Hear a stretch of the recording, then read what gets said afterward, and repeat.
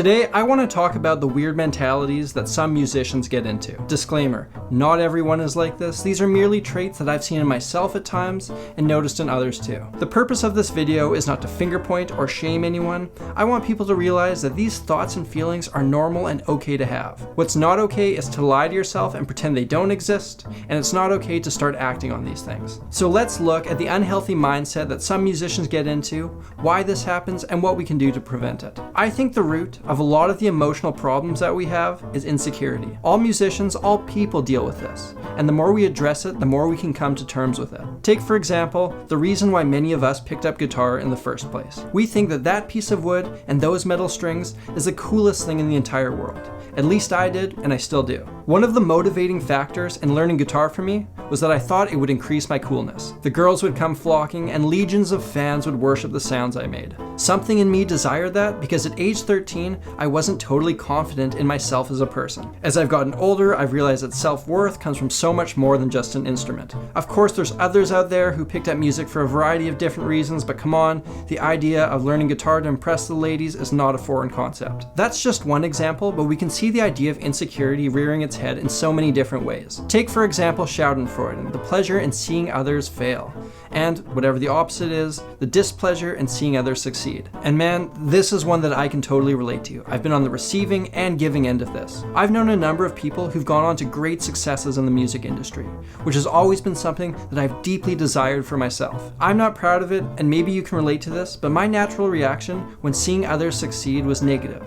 Pure jealousy. I would find a way to convince myself that their success was undeserved or just not all that impressive to begin with. And that made it possible for my ego to deal with other people's triumphs while I wasn't having any. And now that I've had my own small successes on YouTube, I've noticed people who are normally in my court throwing shade on what I do. So what can we do to deal with this? For me, first and foremost, I would keep it to myself, not going around social media posting something that I would later regret. And a big realization for me was that just because someone else is doing well in life, by no means diminishes my chances of success. Quite the opposite. Having a network of people who are doing really well only increases my chances. And if you flip this around, you wouldn't be really happy that someone you knew got cancer because that meant there was less chance that you would get it. It's ridiculous. So there's really no reason to be unhappy when you see others succeed. Speaking of success, there are ugly traits that you see in people who are really doing well in the music industry. That's when musicians think that they're above their fans. If my record label has me recording some fluffy bullshit that I hate in order to make money,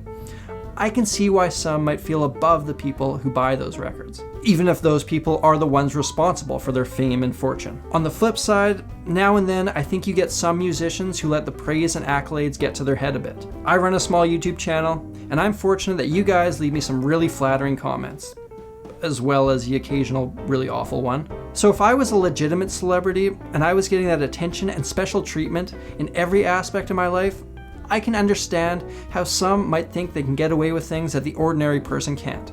Their vision of the world is so twisted because no one ever told them no, that they start thinking it's okay to do things that we would find appalling. To combat this, I think you need to keep yourself grounded with real relationships. I'm pretty sure if my ego got out of control, my hockey team would bring me down to earth real quick. And that's the kind of locker room talk you should be having. Another stereotypical trait among those we deem rock stars is the alcohol and drugs that come with it. Now, I'm not for 1 second going to pretend that I can capture the complexity of addiction in a vlog like this, but I'm going to try to weigh in with my experiences. When you're on stage playing to a huge amount of people who came out to see you, you feel pretty amazing. It's special, and I've only really experienced this a handful of times, but you feel like a god. But then the second encore ends, you walk off stage, and you steadily deflate. However, you know what's an easy substitute for that feeling? Booze and drugs. They can either make you forget about that emptiness or replace it with something else. Now, before you start worrying about me, don't. I've just found myself drinking beer alone on a couch a couple times.